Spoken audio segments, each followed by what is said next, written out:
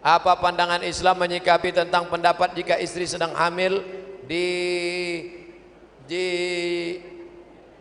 dilarang bagi suami memotong hewan karena takut berpengaruh pada janin? Bagaimana kalau suaminya pekerjaannya sebagai penjual potong ayam? Apa? Biar saya pegang. Ad-darun nafi'u. Ad-daru Allah yang mendatangkan mudarat. An-nafi'u Allah yang mendatangkan manfaat. Anak tu cacat, anak tu selamat dari ayam yang dipotong atau dari Allah? La haula wala quwata illa billah. Bismillah, ku sebut nama Allah. La yadurru ma'asmihi, tak ada yang bisa memudaratkan fil ardi, di bumi, wala fis sama, maupun di langit. Rusak akidah kita kalau gara-gara memotong ayam lalu anak cacat. Maka balikkan kepada Allah, jauhkan daripada setan. Sebelum tidur malam, istri yang hamil tadi membaca, suaminya ikut juga baca Qul huwallah 3 kali, Qul bil falak 1 kali, Qul a'udzu nas 1 kali, Al-Fatihah 1 kali, pangkal Al-Baqarah 5 ayat 1 kali, ayat kursi sekali, ujung Al-Baqarah 3 ayat 1 kali. Dibaca, disapukan, dihembuskan ke tapak tangan, disapukan ke muka, ke kepala, ke dada. Suaminya baca, istrinya membaca. Habis sholat subuh sekali, sebelum tidur malam sekali. Minta perlindungan Allah. Hembuskan air minum.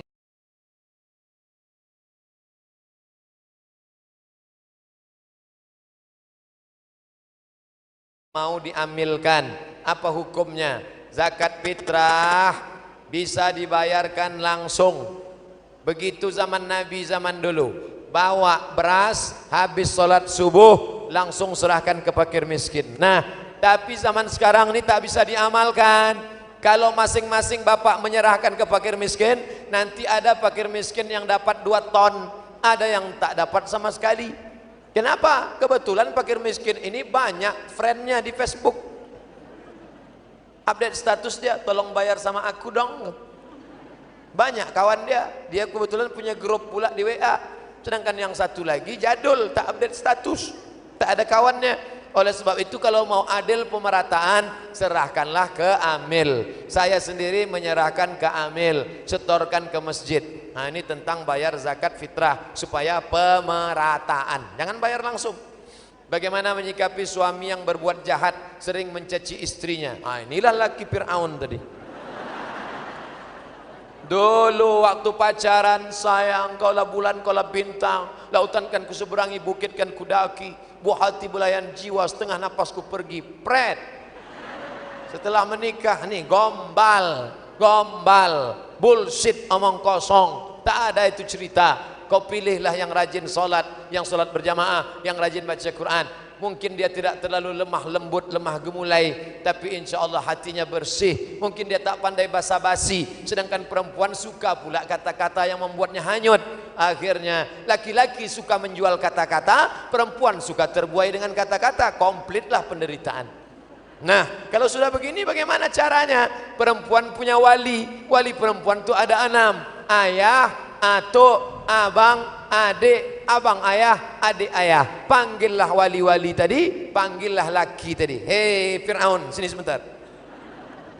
Ini anak kemanakan kami ini bukan jumpa kau di tong sampah. Ini kau pinang dulu, betul? Sekarang kenapa kau kata kasar? Nah, duduk, mau dibawa kemana hubungan ini? Harus jelas. Kalau kebetulan ada walinya itu yang polisi, yang tentara, letakkan pistol itu di atas meja. Mau bawa kemana? Walaupun pelurunya tak ada. Karena kadang ada orang ini kurang ajar dia. Dianggapnya sepele saja anak-anak kemanakan perempuan kita. Saya tak ada anak perempuan, tapi keponakan perempuan saya ada. Bayangkan kalau dia nanti menikah, suaminya na'udzubillah. Saya berharap semoga suaminya hafal Quran. Amin. Perempuan ini anak kita, perempuan ini adik kita, perempuan ini kakak kita, bukan objek. Perempuan adalah saudara kita. Kenapa kau aniaya perempuan? Kalau kau tak suka, jangan dianiaya, cari aja satu lagi. Banyak yang tak setuju, mancing aja. Saya mau tanya Pak Ustadz, apa hukumnya kalau orang sudah memberi, tapi setelah itu disebut-sebutnya lagi? La tubtilu sadaqatikum bil manni wal adza. Jangan kau batalkan sedekahmu dengan mengungkit-ungkit dan menyakitkan hati orang. Disekolahkan anak yatim, banyak bersedekah. Ketika orang tadi tak balas budi, kalaulah bukan aku menyekolahkan kau dulu, kalaulah bukan aku yang mengangkat kau dulu, kalaulah bukan aku. Kalau ada orang model begini, sampaikan sama dia, Pak, yang selalu menyebut aku ada 4 Pak. Yang pertama Fir'aun, yang kedua Qarun, yang ketiga setan, yang keempat siapa? Bapak lah yang keempat.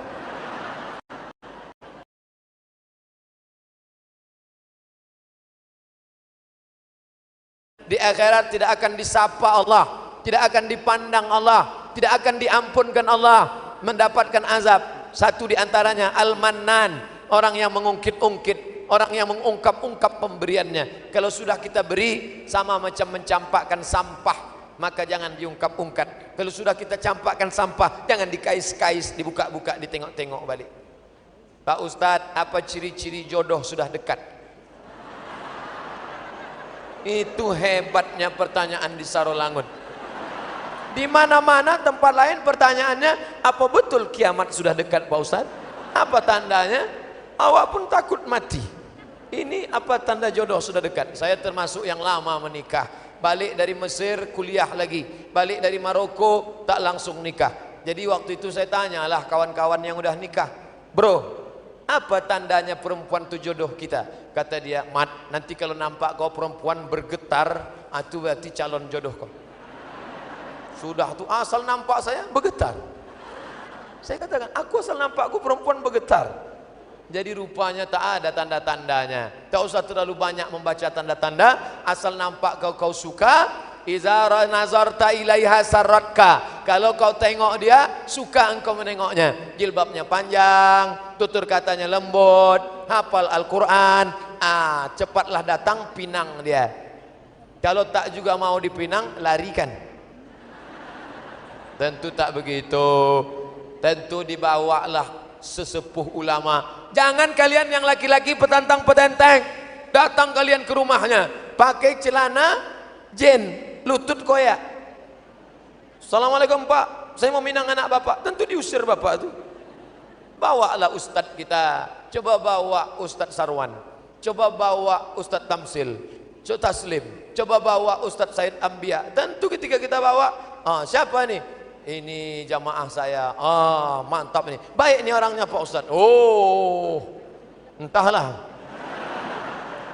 Ya, jadi ada rekomendasi, kalau kita ikan kecil, ikan teri, bawa ikan paus.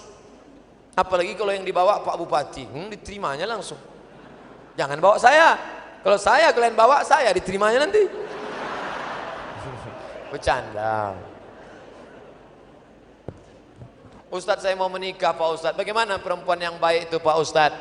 Tungkahul mar'atu li arba' wali maliha, hartanya banyak kaya, wali hasabiha, keturunan baik-baik, wali jamaliha, cantik, wali diniha, agamanya bagus.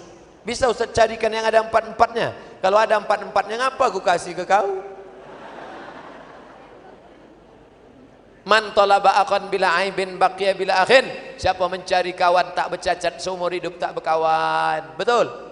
Siapa mencari perempuan yang tak ada kekurangan, seumur hidup akan melayang. Siapa mencari laki yang tak sempurna, ingin yang sempurna, perfect, seumur hidup tak akan berlaki. Maka terima sajalah dia dengan segala kekurangannya. Jangan cari cantik. Kalian yang laki-laki jangan cari perempuan yang terlampau cantik, nanti dituduh orang kalian pakai pelet. Jangan pula cari yang buruk, malu kalian bawanya undangan. Yang sedang-sedang aja lah. Witing trisno jalaran suko kulino. Cinta akan tumbuh karena selalu dipandang. Kalau selalu dipandang, tunggul pun cantik. Amalan apa yang bisa membuat pemuda menjadi baik, disiplin dan soleh? Tidak ada amalan yang paling bisa membuat pemuda disiplin dan soleh selain sholat berjamaah. Maka bawa dia. Kalau sudah terbiasa, apa kata pepatah Melayu? Allah bisa karena dibiasakan. Hayya 'alas shalah. 1 hari 5 kali. Ini pengalaman pribadi. Kalau sudah kita terbiasa sholat berjamaah ke masjid, kalau tak ke masjid rasa ada yang hilang. Betul? Nah, yang bilang betul tuh yang biasa sholat berjamaah ke masjid tuh. Sab'atun yuzilluhumullah, ada 7 golongan yang akan dapat naungan Allah. Yauma la zilla illa zilluh, hari itu tak ada naungan kecuali naungan Allah. Satu di antaranya adalah sabun, anak muda, nasya'a fi ibadatillah, anak muda yang tumbuh dalam beribadah kepada Allah. Hanya saja anak muda ini kadang kalau dibuat acara ceramahnya sama orang tua dia tak mau ikut. Pas ditanya, kalian anak muda kenapa tak mau datang? Takut kami Pak Ustadz, judulnya neraka. Jadi anak muda buat anak muda, buat diskusi panel. Siapa penceramahnya? Ustadz anak muda dengan bapak dari kepolisian. Judulnya apa? Bahaya narkoba. Begitu caranya. Nanti hari Jumat, hari Ahad depan buat lagi pengajian. Ustadz dengan tentara. Apa? Negara Kesatuan Republik Indonesia. Jadi di panel berdua, modelnya dialog, interaktif, ada video, ada menyaksikan film pendek, maka ini. Dan yang paling penting pemuda dibuat acara penyelenggaraan jenazah. Ini sekarang banyak di masjid, kalau buat penyelenggaraan jenazah yang ikut orang-orang tua. Orang tua tak usah ikut, karena dia yang mau diselenggarakan nanti.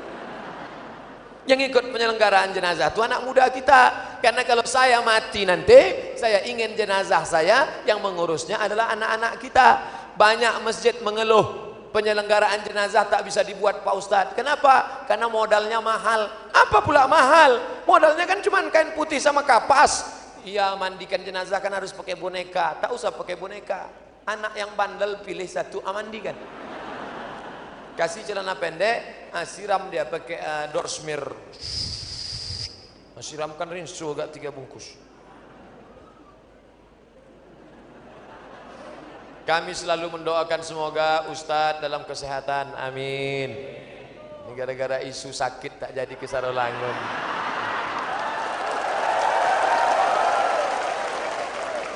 Kenapa Ustadz Somad itu masih hidup sampai sekarang? Karena doa orang Sarolangun.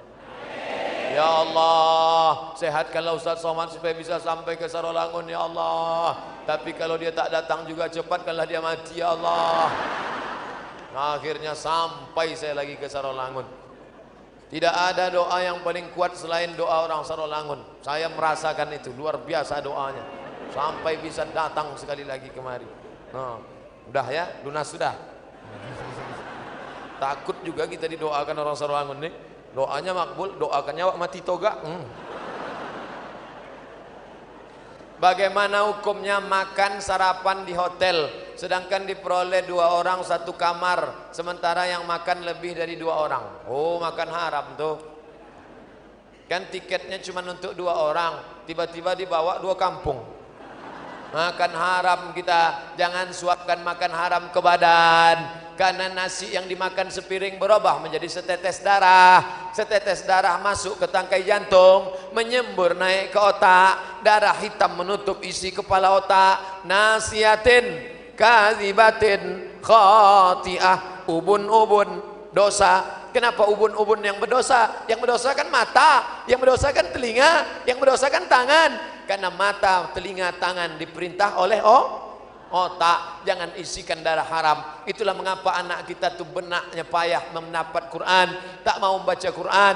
Anak saya ini bingung, saya Pak Ustadz, sudah saya suruh sholat, sudah saya bawa ini, kenapa tak mau? Karena makan haram. Jangan makan haram. Sudah jelas kawan tuh kerjanya riba. Bro, ayo kita makan. Tidak. Ayolah, tidak. Aku yang bayar. Oke. Jangan rusak. Hukum dalil dam kafarat solat orang sudah mati dengan emas. Ini panjang ceritanya. Bisa agak serius sedikit? Kata Imam Syafi'i, kalau ada orang mati, dia niat iktikaf, mati dia, 1 malam iktikafnya bisa dibayar 1 mud. Berapa? 1 mud. 1 mud itu 7 on setengah. Jadi kalau ada orang berniat iktikaf 10 malam, mati dia, berarti dibayarkan beras sebanyak 7,5 kilo. Begitu kata Imam Syafi'i. Datang Imam Al-Baghawi, Kata Imam Al-Baghawi, kalau iktikaf bisa dibayar 1 mud, sembayang pun bisa dibayar 1 mud. Ijtihad Imam Al-Baghawi bukan berdasarkan Quran dan hadis, tapi mengambil ijtihad Imam Syafi'i. Dia imam besar. Saya salut dengan Imam Al-Baghawi, tidak salah. Datang Imam An-Nawawi, dibuatnya cerita ini dalam kitab Al-Majmu' Syarah Muhazzab. Jadi membayarkan fidyah solat dengan beras itu ada, tapi saya tak mengamalkan. Termasuk ketika abang emak saya meninggal, mereka mau bayar beras, saya bilang tak usah amalkan. Saya khawatir nanti anak-anak muda tak sembayang. Kalian kenapa tak sembayang? Sudah kami siapkan 2 ton Pak Ustaz. Bisa dipahami?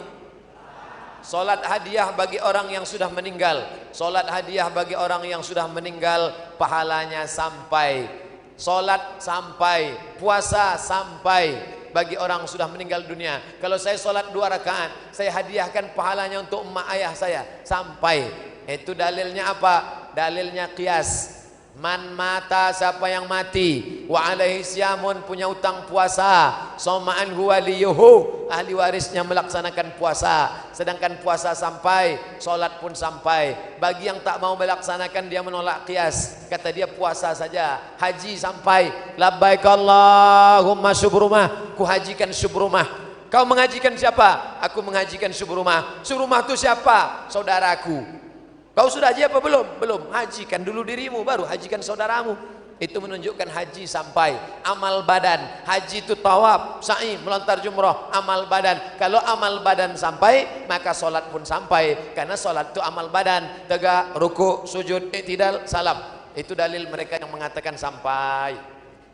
Hukum tawassul kepada Nabi Muhammad, para wali dan orang soleh. Ya ayyuhalladzina amanu, hai orang beriman, ittaqullah, takutlah kepada Allah, wabtaghu ilaihil wasilah, bertawassullah. Tawassul yang paling elok, tawassul dengan amal soleh. Ya Allah, berkat aku bersedekah, mudahkanlah urusan nikah anakku. Ya Allah, berkat aku bersedekah, mudahkanlah urusan menjual tanah ini. Ya Allah, berkat, itu namanya bertawassul dengan amal soleh. Bertawassul yang kedua, bertawassul dengan Nabi Muhammad sallallahu alaihi wasallam. Kitabnya ditulis oleh Syekh Abdullah bin Siddiq Al-Ghumari, ahli hadis dari kota Mesir, dari Maroko, tempat saya kuliah. Boleh bertawassul dengan Nabi dan dengan orang-orang soleh. Bertawassul kepada Syekh Abdul Qadir Jilani, bertawassul kepada Syekh Bahauddin Naqsyabandi, bertawassul kepada Abul Hasan Asy-Syadzili. Bukan minta kepada mereka, bukan minta ya Abdul Qadir Jilani, ya Bahauddin Naqsyabandi, ya Abul Hasan Asy-Syadzili. Bukan. Meminta kepada Allah dengan kemuliaan. Berkat kemuliaan Tuan Syekh Abdul Qadir Jailani, berkat kedudukan Syekh Bahauddin Naqsyabandi, aku mohon kepada Engkau ya Allah. Tetap memohon kepada Allah, tapi dengan menyebut orang soleh. Abdul Qadir Jilani disepakati tentang kewalian dan karamahnya. Begitu kata Imam An-Nawawi.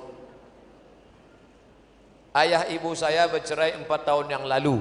Sesudah menikah 30 tahun. Tapi suami tak berikan nafkah yang cukup dan tak ada rumah, menumpang di rumah orang tua. Ahli waris mendatangi ayah saya, minta tanggung jawab sebagai suami. Apabila tidak bisa, maka ibu minta diceraikan. Ayah saya menjatuhkan talak 1 kepada ibu saya, tapi secara negara masih suami istri. Apakah sah hukum perceraian itu? Sah. Ini perempuan mesti tahu. Cerai terbagi 2. Satu namanya soreh, jelas. Yang satu namanya kinayah, kiasan. Yang cerai, sorry, ku ceraikan engkau talak 1, jatuh. Walaupun tercatat di KUA, jatuh. Sedangkan yang kinayah, pulanglah engkau ke rumah orang tuamu. Itu kinayah. Kalau ada niat cerai, jatuh. Kalau tak ada niat, tak jatuh. Maka ibu kalau suaminya nyuruh, pergi pulang sana, jangan pulang, tanya dulu maksud Allah. Pergi kau balik sana, bang, abang ada niat apa tidak? Kalau abang ada niat tolak, ni jatuh bang. Kalau abang tak ada niat, makanya anak kita sebelum nikah diajarkan dulu fikih nikah. Kalau di Malaysia namanya kursus perkahwinan, kursus nikah. Ini orang dak. Di situ anak akad nikah, di situlah nasihat pernikahan. Berikut ini kita dengarkan nasihat pernikahan yang akan disampaikan oleh Al-Mukarram Haji Abdul Somad LCMA. Awak berceramah, dia asyik foto selfie. Kiki kiki kiki kiki kiki. Nah, nanti pas diceraikan laki dia tak tahu. Ini kisah nyata nih. Dah paham? Berapa bentuk tolak?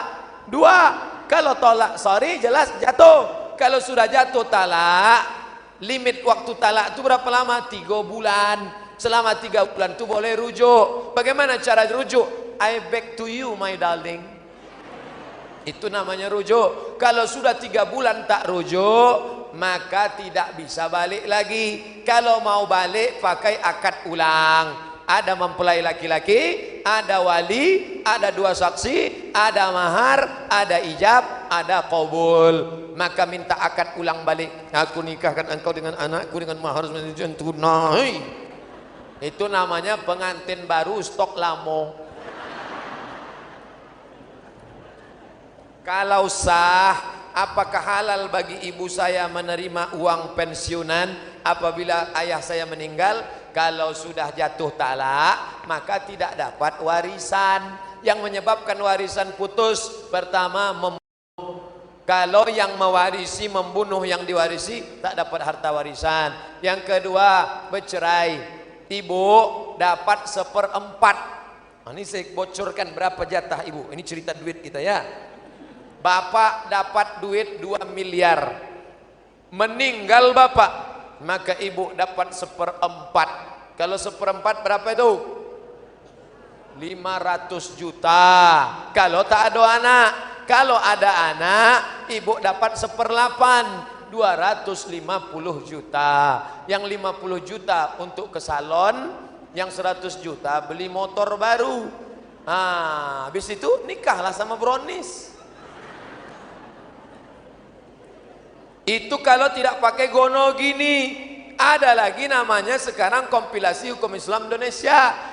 Yang didapat sesudah menikah pencarian bersama itu dibagi 2. Nama hartanya gono gini. Apa arti gono gini? Aku begono, engkau begini. Kalau bapak dapat 2M, sebelum harta warisan dibagi 2 dulu. Kalau 2M, almarhum dapat 1M, siapa yang dapat 1 lagi? Nah, banyak yang senyum kan? Banyak ibu dapat. Nah, kenapa Ustadz cerita bapak yang meninggal? Selama ini kalau saya ceramah, kalau ibu meninggal, Ustadz giliran tak enak kami aja kata dia. Nah, ini tak jadi mati ibu malam. Kertas terakhir. Apakah kita berdosa kalau kita akrab bersahabat dengan non muslim? Ini mancing saya nampaknya.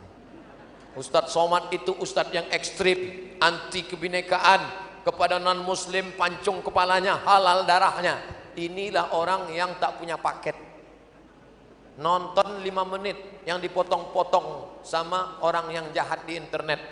Saya tinggal di Mesir, menyewa rumah. Nama tuan rumahnya Baba Yosef Hana. Nama tuan rumah kami Baba Yosef Hana. Agamanya Kristen Ortodok Koptik Mesir. Kalau tak percaya tanya Ustadz Ican. Betul kan bang? Tuan rumah saya Kristen. Tempat kami menyewa rumah Jalan Ali Bik Kabir Street, tempat Persatuan Pelajar Mahasiswa Indonesia. Ketika Indonesia moneter naik dolar jadi 20.000, datanglah tuan rumah kami. Ya Beni, anakku, ini sewa rumah mau saya naikkan. Kenapa? Aku kena penyakit saratan. Saratan bahasa Arabnya, bahasa Inggrisnya cancer, bahasa kitanya kanker. Aku kena kanker, aku naikkan sewa rumah. Baba, kalau Baba kena kanker, kami lebih parah dari kanker lagi. Kami krisis. Kalau Baba mau menaikkan rumah, kami pindah dari sini. Apa kata Baba Yosef? Kalian jangan pindah, sewa rumah tak ku naikkan. 2002 saya pulang, sewa rumah tak naik. Kami berkawan akrab dengan non muslim, tapi bukan berarti kami ikut Natal, kami tak ikut ke gereja, kami bersahabat akrab. Kalau datang Pak Dubes, kami undang dia, kami datangi dia. Bayar sewa rumah, tetap kami datang ke rumahnya. Tapi untuk masalah agama, wala ana abidun ma'abatum wala antum abidun ma'abud lakum dinukum. Kau bukan saudaraku dalam satu keyakinan, tapi kau saudaraku dalam satu kebangsaan negara kesatuan Republik Indonesia. Begitu, jangan mentang-mentang beda agamanya, cabut pedang, pancung kepalanya. Emang ayam potong? Nah, sudah jelas bagaimana sikap Ustadz. ini kawan saya sekantor, non muslim, anaknya nikah, boleh kami datang undangan? Silakan. Apa ucapannya? Selamat menempuh hidup baru. Jangan barakallahu lakuma wa baraka alaikuma. Itu untuk Islam. Boleh kami makan di acara nikah tuh, silakan makan. Mereka tahu kita Islam, dibuatkannya satu pondok, Muslim food, makanan Islam. Tapi di sebelah kiri ada non-Muslim food. Jangan singgah ke situ. Ini kadang udah makan sini, nah singgah. Awak panggil dia. Kok kenapa situ? Aku tak ada, makan dagingnya, kuahnya aja sedikit gitu. Tak bisa. Ini ada aturannya. Nah, jadi bertetangga tak apa-apa.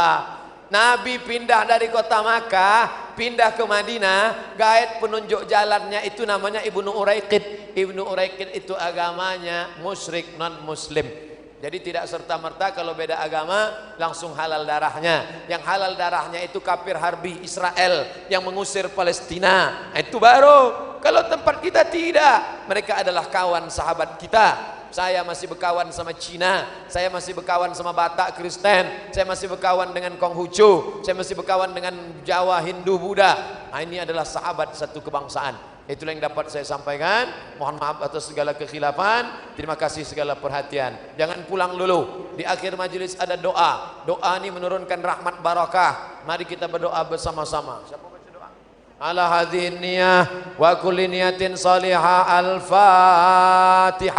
أعوذ بالله من الشيطان الرجيم بسم الله الرحمن الرحيم الحمد لله رب العالمين الرحمن الرحيم مالك يوم الدين إياك نعبد وإياك نستعين اهدنا الصراط المستقيم صراط الذين أنعمت عليهم غير المغضوب عليهم ولا الضالين آمين يا أرحم الراحمين ارحمنا.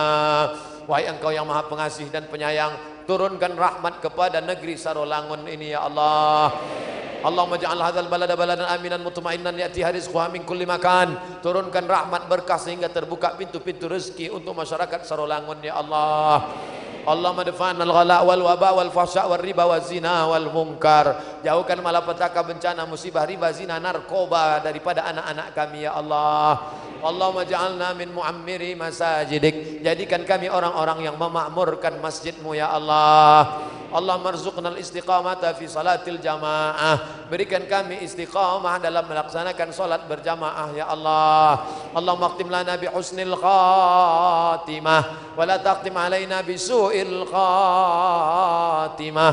Allahumma inna nas'aluka salamatan fid din. Selamatkan kami dalam akidah kami, wa afiatan fil jasad, sehatkan badan kami, wa ziyadatan fil ilm, tambahkan ilmu kami, wa barakatan fil rizq, berkahi rezeki kami, wa taubatan qabalal maut, beri kami taubat sebelum mati, wa rahmatan indal maut, berikan rahmat ketika mati, wa maghfiratan ba'dal maut, berikan ampunan sesudah mati. Allahumma hawwin alaina fi sakaratil maut, ringankan kami waktu melewati sakaratul maut, wan najata minan nar, selamatkan dari api neraka, wal afwa indal hisab, maafkan ketika amal kami nanti dihisab. Rabbana ighfir lana dzunubana, ampunkan dosa kami ya Allah, wali walidaina, kedua orang tua kami, wali abaina, ayah kami yang mencarikan rezeki makan halal untuk sekolah kami ya Allah, wali ummahatina, ibu kami yang sudah menghamilkan mengandung kami 9 bulan 10 hari lamanya ya Allah, meregang nyawa dia melahirkan kami ya Allah. Andai dia hidup dapat kami cium peluk tangannya, tapi hari ini banyak yang sudah meninggal dunia, jadikan kuburnya salah satu dari taman surgamu ya Allah. Allahumma ighfir laha warhamha wa'afiha wa'fu anha wa akrim nuzulaha, la taj'al qabraha hufratan min hufarin niran, jangan jadikan kuburnya salah satu dari lubang nerakamu ya Allah. Allah mawaffiq ulata umurina, pemimpin-pemimpin kami, berikan mereka istiqamah untuk menegakkan agamamu ya Allah. Rabbana atina fid dunya hasanah wa fil akhirati hasanah wa qina adzabannar. Wa sallallahu ala sayyidina wa maulana Muhammad wa ala alihi wa sahbihi wa sallam walhamdulillahi rabbil alamin.